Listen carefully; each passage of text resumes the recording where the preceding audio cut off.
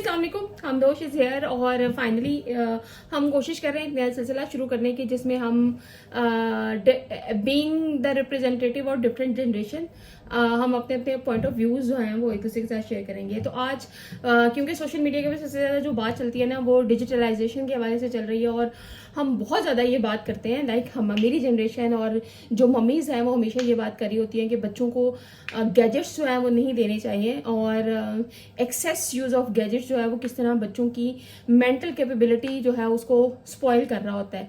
तो हमदोश, आप मोबाइल कितना इस्तेमाल करते हो रोज़ाना? वो डिपेंड करता है अगर वीकडे है या वीकेंड है, लेकिन कंपैरेटिवली मैं थोड़ा ज़्यादा यूज़ करता हूँ क्योंकि अब आजकल फ़ोन पे पढ़ाई भी करनी होती है। अब ऑब्वियसली पास पेपर्स या नोट्स निकालने हो तो वो फ़ोन पे ही निकलते हैं, लेकिन आइड से 6-7 hours. Okay okay fine, 6-7 hours वैसे मुझे लगता है ये कम है, हम दो से ज़्यादा इस्तेमाल करते हैं। फाइन, मैं चेक करूँगी इसका mobile.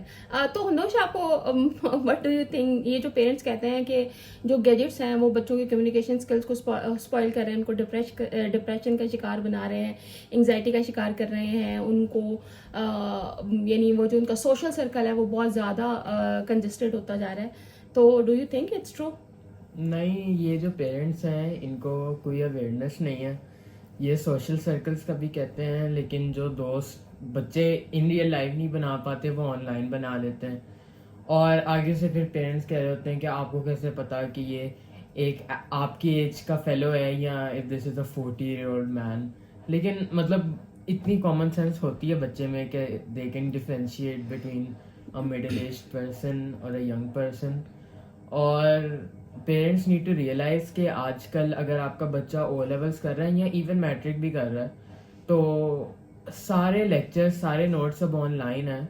You can't like take a child and restrict them from digitalisation.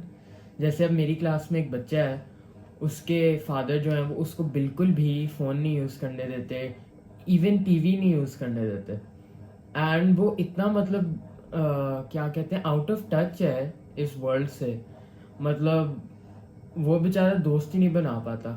And उसका फॉल्ट नहीं है, लेकिन अब हमारा फॉल्ट भी नहीं है। सो अगर आप डिवाइसेस ले लें बच्चे से तो it completely cuts him of from the world. और आपको क्या लगता है कि लाइक जो हमारा टाइम था उसमें तो गैजेट्स नहीं होते थे, पीटीवी होता था, हमारे पास इतने चैनल्स भी नहीं होते थे, तो हमारी सोशलाइजेशन भी तो अच्छी थी, गैजेट्स के बगैर अच्छी थी। तो आप कैसे रेट करोगे गैजेट्स की importance in your life and your parents input in your life? आप कहती हैं कि अच्छा आप लोग मिलेनियल्स हो, पहली बात you can not be comparing your generation to ours. Gen Z मतलब कंपैरेटिवली बहुत बेहतर है मिलेनियल से। मिलेनियल्स आर द जनरेशन जो चुप करके they take everything like good children, मतलब ओबीडियंट। हाँ। But Gen Z is a revolutionary generation, okay, far superior than millennials. हम सप्रेस्ड ओबीडियंट थे। हाँ जी। और पीटीवी भी स्टेट कंट्रोल्ड है, मैं आगे नहीं बोलूँगा क्योंकि मुझे पकड़ लेंगे। लेकिन जहाँ तक सोशलाइजेशन की बात है, आप लोग कहते हो हम बाहर जाते थे दोस्तों के साथ, हमारी अच्छी टॉक्स होती थी, लेकिन आजकल हमें इजाजत नहीं होती थी। तो फिर सोशलाइजेशन कैसे होती थी ना, हमें भी कौन सी इजाज़त है। नहीं मतलब यू हैव गैजेट्स, हाँ यू जी। Can make friends. हाँ, ऑनलाइन होते हैं ना, हाँ, that's what I am saying. हाँ। तो हाउ कैन यू से कि आपकी socialization was better than ours? नहीं, I am not saying like this, I am not saying this at all, but मैं ये कह रही हूँ कि where I am standing right now you can say that I don't have a social circle और मैं कहीं ना कहीं इस सिस्टम से आउट हूँ। इट्स मीन कि मैंने भी कहीं ना कहीं एफर्ट करके अपने आप को इस सिस्टम के अंदर इन रखा हुआ है, बट मेरी जनरेशन के बहुत से लोग ऐसा नहीं कर सके और वो बहुत पीछे चले गए हैं।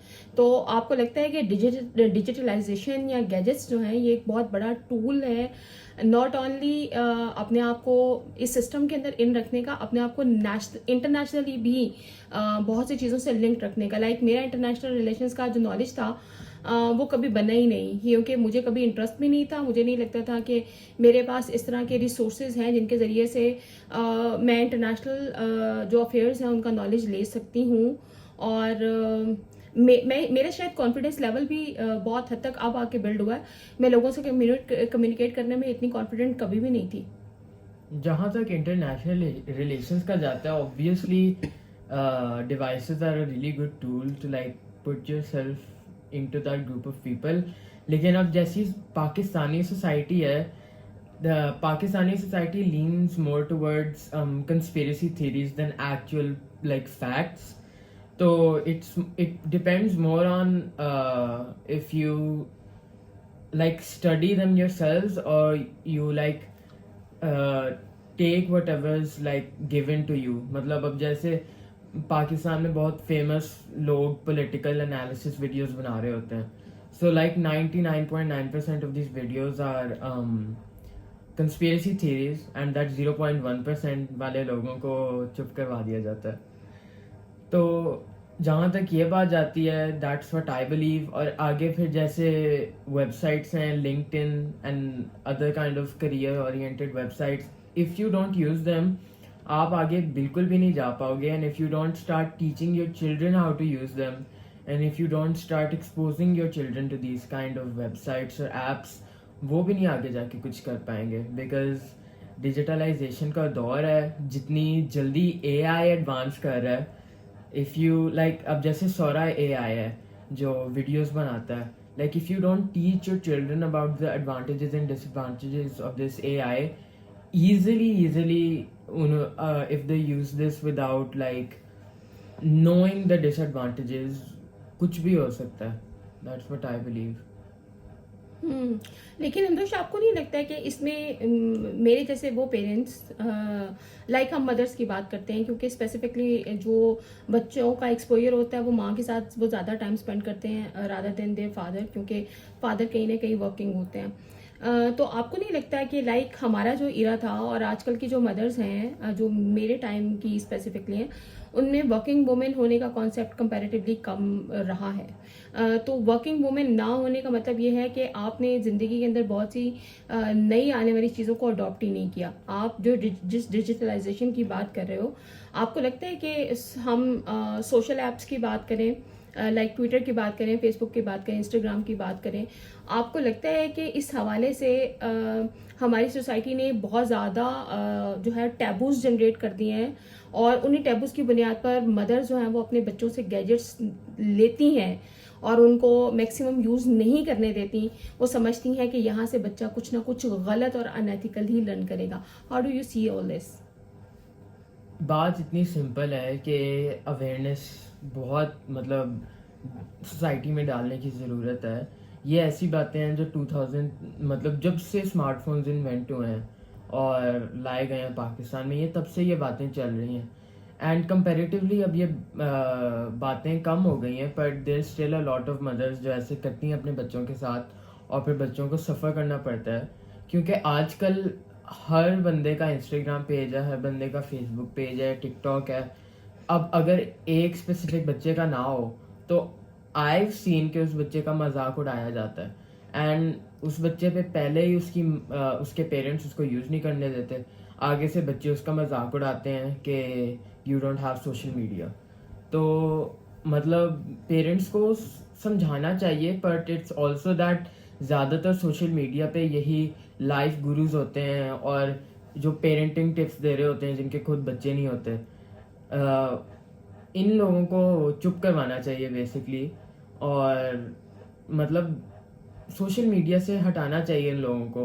गाइडलाइंस होनी चाहिए social media just like China.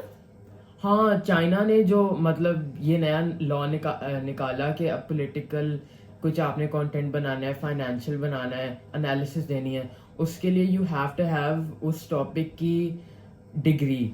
तो that's really good initiative. Because Pakistan में बैठ के लोगों ने 10वीं फेल होंगे और वो पॉलिटिकल एनालिसिस वीडियोस बना रहे होंगे, पेरेंट्स को बता रहे होंगे बच्चों को ये देना है, ये नहीं देना. So that's totally wrong. और पेरेंट्स भी वैसे ही जो बिलीव कर रहे होते हैं, एंड ये इसमें भी एजुकेशन की बात आ जाती है. ज़्यादातर मदर्स ही होती हैं जो अपने बच्चों को ऐसे लिमिट कर रही होती हैं। वो जो मदर्स होती हैं, दे आर द मदर्स जो जिनको रिस्ट्रिक्ट किया गया एजुकेशन परस्यू करने से।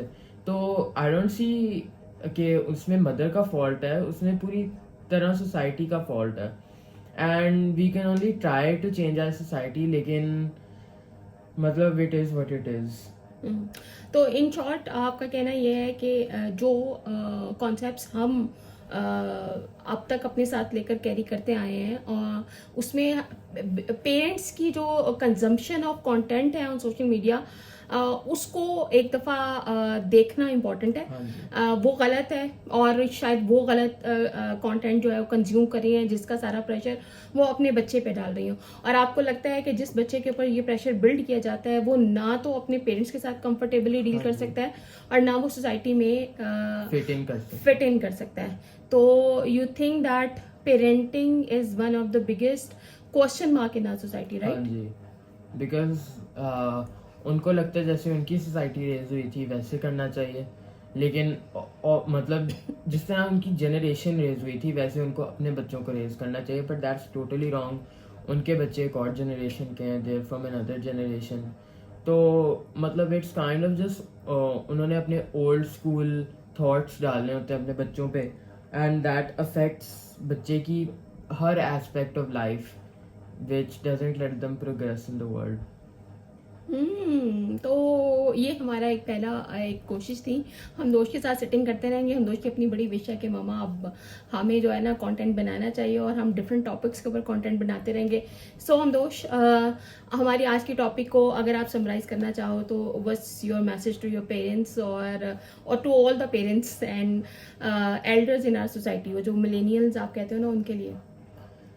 मेरा मैसेज ये होगा कि आप ना अपने बच्चों को इतना रिस्ट्रिक्ट मत किया करें सोशल मीडिया से। ऑब्वियसली मतलब कुछ गाइडलाइंस रखनी चाहिए, कुछ चीज़ों में लिमिट करना चाहिए, बट मतलब don't be too nosy in the मतलब even in their social life, and please don't restrict them from using social media, and you should teach them about the advantages and disadvantages. अब मतलब rather than just taking their social media के इसमें से कुछ गलत सीखेंगे, उनको सिखाना चाहिए कि आपने इस साइट पे नहीं जाना। तो जो अथॉरिटेटिव पेरेंटिंग हमारे साथ हुई है वो अथॉरिटेटिव पेरेंटिंग इस जनरेशन के साथ नहीं हो सकती।